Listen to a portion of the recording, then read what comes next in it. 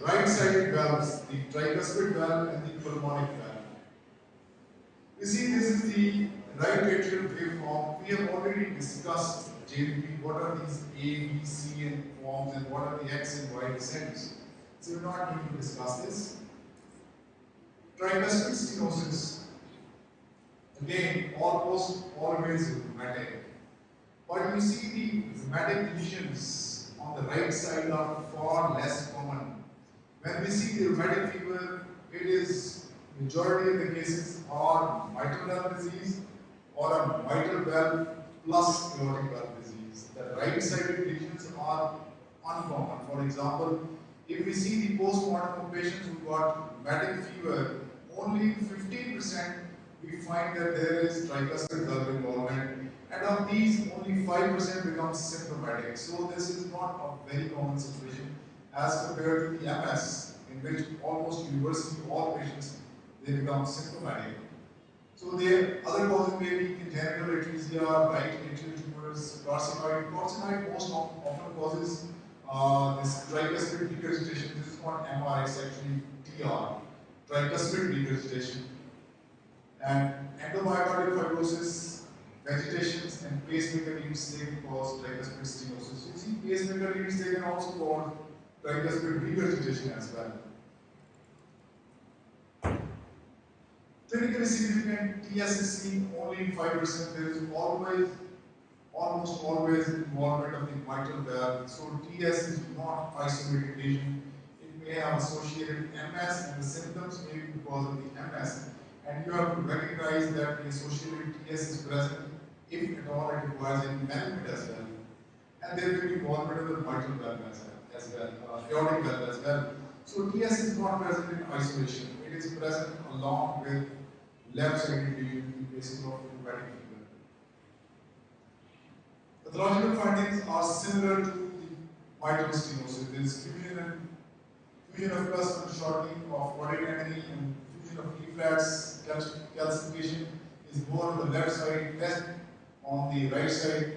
There is right atrial dilatation and wall thickening. So all this is seen on the left side when there is mitral stenosis. So the findings are similar.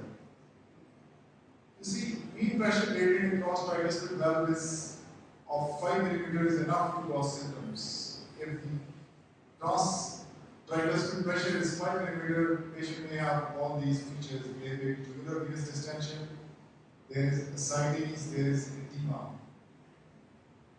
Now the symptoms are vague. Patient may have fatigue, and remember in TS, mainly the symptoms are because of the MS.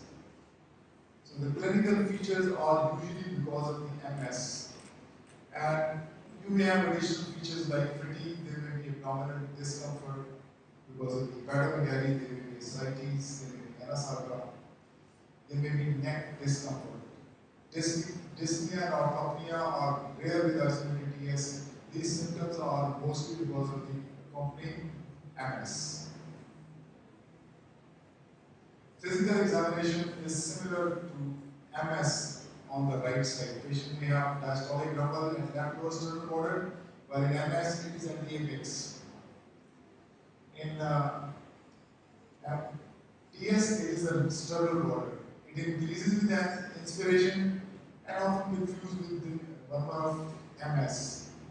There is a tricuspid opening snap, neck wave may show prominently A wave, there is slow Y descent, hepatic pulsation, ascites, aortic and mitral valve bumpers will be present. Now, hepatic pulsation.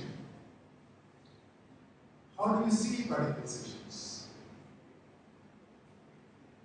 Place your hand here and feel that the liver is pulsating. And which phase of cardiac cycle would you find these pulsations? Systole or diastole? These pulsations will be there in diastole because the tricuspid pressure it rises during diastole in tricuspid stenosis when there is right atrial contraction. This right atrial contraction is transmitted backwards. So atria contract in diastole. So you will have this pulsation in diastole, while tricuspid regurgitation The pulsatile lever is seen in systole. So you have to differentiate the pulsation in the lever is during systole or diastole.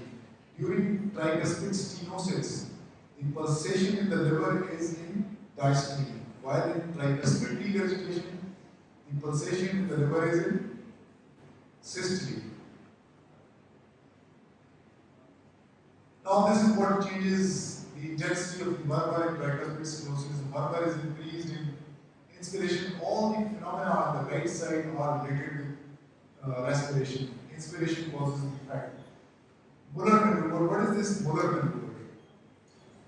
Muller maneuver is when you try to inspirate with the lips closed and nostril clenched. जब इस तरह से सांस लेने की कोशिश करें, this is called Muller maneuver, which is opposite of Valsalva, जिसमें आप जोर लगा के हवा बाहर निकालने की कोशिश करते हैं. So इसमें आप सारे ऑर्गन्स बंद करके हवा अंदर खींचने की कोशिश करते हैं. So that causes the murmur to increase. Right lateral decubitus position, leg raises, squatting, isotonic exercise that is sustained hand grip, or amyl nitrate.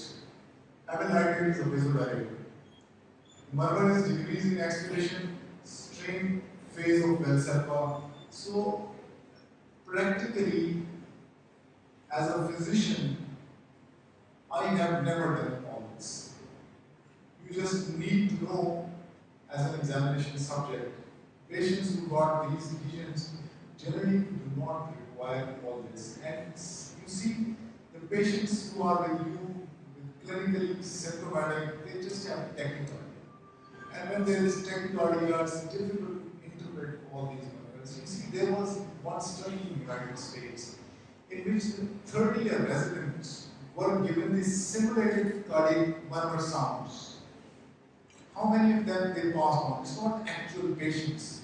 Actual patients are very variable. They are breathing, they may be coughing, they may be thick, they may be thin, the murmur intensity may be different, they may be having tachycardia, they may be having irregular rhythms. So that situation is quite different. So a simulated sounds were presented to 30-year residents of medicine. How many of them could properly or correctly identify those lesions? How many of them can you guess? 40% is a little close to the target. What? Improve it a little. So in only 50% would make it. 50% failed. So you see, the most important thing which you understand about these valvular lesions is that you understand the hemodynamic effects they produce. What happens in structures before the valve and what happens in structures after the valve. For example, as we saw that patients who got mitral regurgitation, what will they have? They will have a good volume pulse and displaced apex beat. And if you find pansystolic murmur, you can easily see that this patient has mitral regurgitation. So it is the hemodynamic effect produced by these valves which are more important. You must be able to recognize as a physician those hemodynamic effects. And then if you can pick up the cardiac findings on palpation or auscultation, it means this is a cherry on the top of the cake. So it is better if you understand what are the peripheral features produced by these valvular lesions. Diagnostic evaluation in echocardiography, ECG, chest X-ray, cardiac catheterization, which is usually not done. It's only done if you're planning surgical treatment and if there are associated other lesions as well. So you want a complete picture, you may require cardiac catheterization. Otherwise, echocardiography is good enough to give you the answer you require for the treatment of these patients. Management is sodium restriction, diuretic, surgical management. If the mean pressure gradient is more than 5 or if the valve surface area is less than 2 centimeters squares. Treat the coexistent mitral stenosis and aortic stenosis. TS and MS fix both at the same time, so you can do a surgery at the same time. Surgical technique can be open vulvotomy, uh, as compared to the balloon than what we do in mitral stenosis. So it doesn't have that good results. So we go for open valve or you can go for valve replacement. Tricuspid regurgitation, most of the tricuspid regurgitation is secondary. Most of the tricuspid stenosis was rheumatic. Most of the tricuspid regurgitation is secondary. It's not because of the valve lesion itself. It is because of the problem somewhere else. So primary means the valve itself is defective. Secondary means the valve or valve structure is normal. The valve apparatus is normal. And there is some other problem which is causing the problem. The valves are structurally normal. It is due to dilation of the right ventricle, commonly due to mitral valve disease. So again, the cause of TR is mitral valve disease. RV systolic pressure more than 55 mm will cause tricuspid regurgitation. What is the normal RV pressure? Right ventricular pressure. Left ventricular pressure, I told you it is 120 over 0. What is the left ventricular pressure? Right ventricular pressure? 25 by 0. Because diastole falls to 0. There is systolic contracts, when there is diastole, it falls to 0. Normally it should come to very low levels. If the pressure in the diastole is 10 mm, the blood will not move from the right atrium into the right ventricle because the right atrial pressures are almost 0. Just a few millimeters, 1 or 2 millimeters. So if the RV pressure is 10 mm diastole, the blood will not move from the right atrium into the right ventricle. So right ventricular pressure has to be lower than the right atrial pressure for the blood to move in diastole. The other etiologies of TRs, pulmonary hypertension, Eastern engine complex, are being functioning. And then you got some of the primary lesions which are far less common. Very few say they are less than 5%, which are primary lesions, even less than 5%. Infective endocarditis, Epstein anomaly. What is Epstein anomaly? Is the abnormal placement of the tricuspid valve into the right ventricle.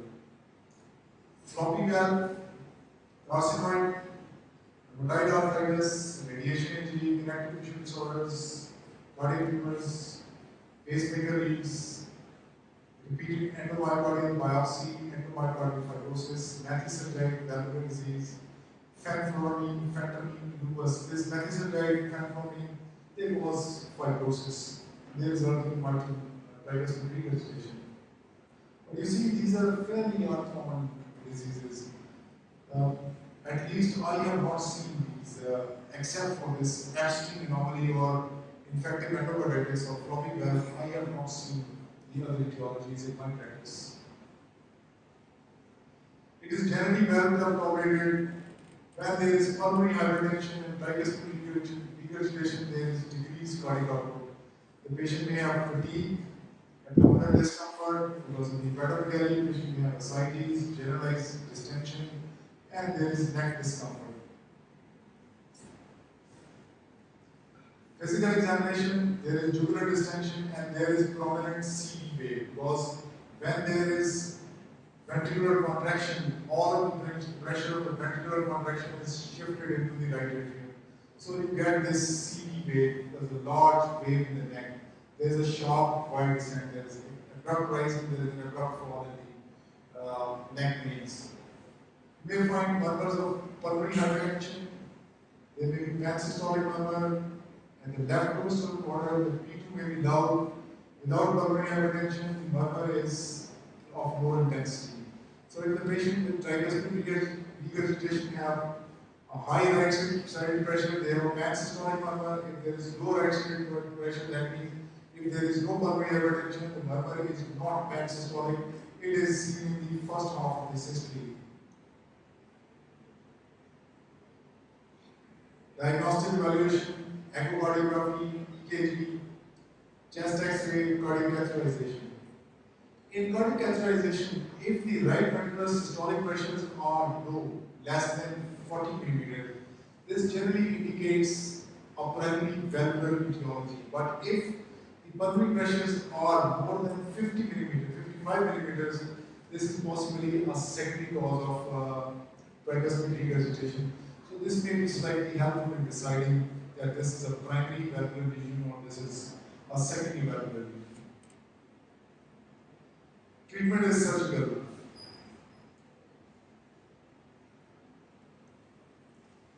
Now the pulmonic valve, pulmonary valve, stenosis. It's the congenital pulmonic stenosis.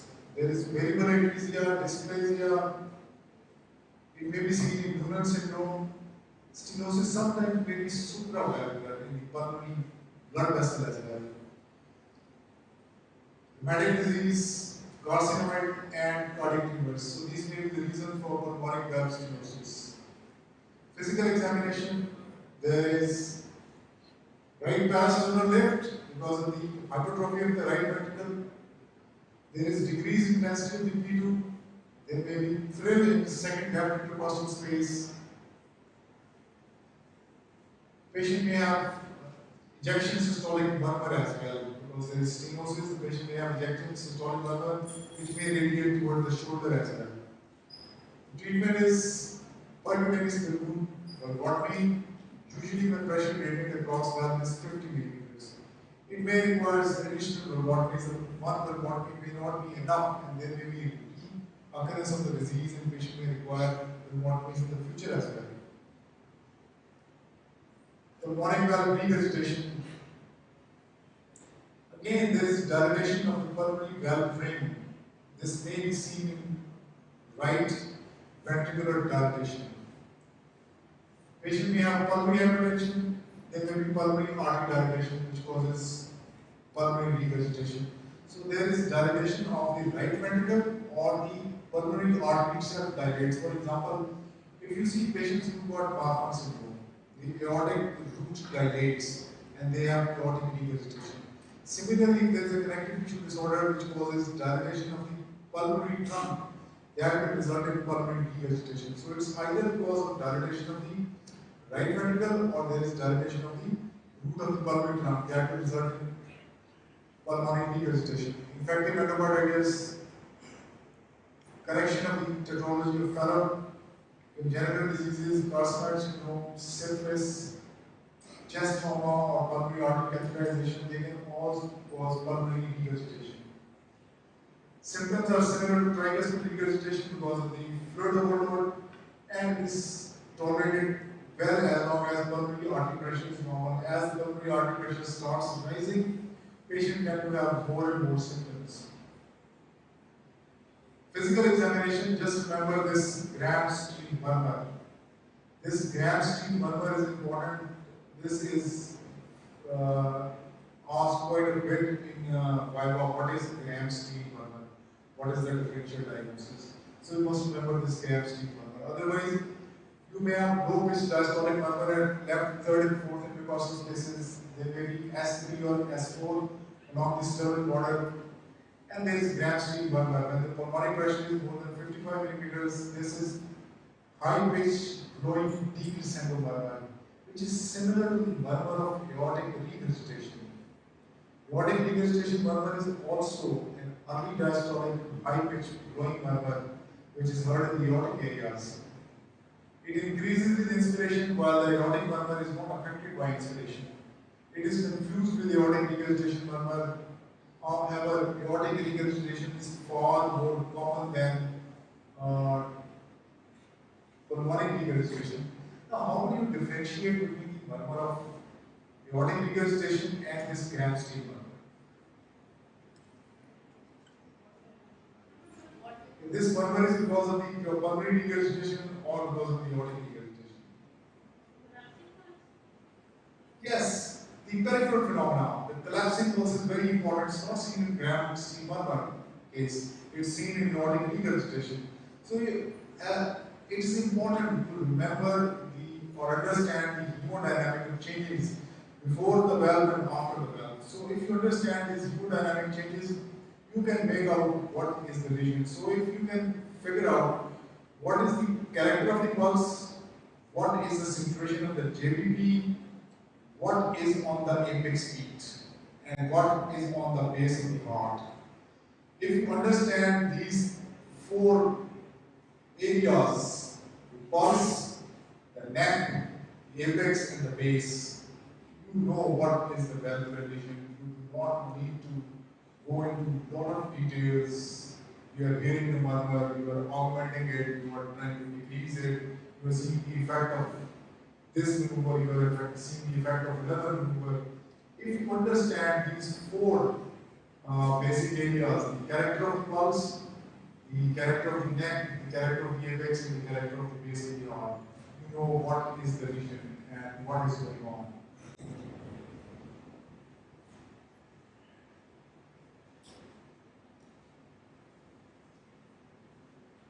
Management usually not severe enough to require specific treatment. Treatment of pulmonary hypertension usually suffice. Mitral valve is the more common reason for developing pulmonary hypertension, so mitral valve may require surgery, and when you got pulmonary lesion, you may have associated mitral lesion as well. Endocardial repair require valve replacement.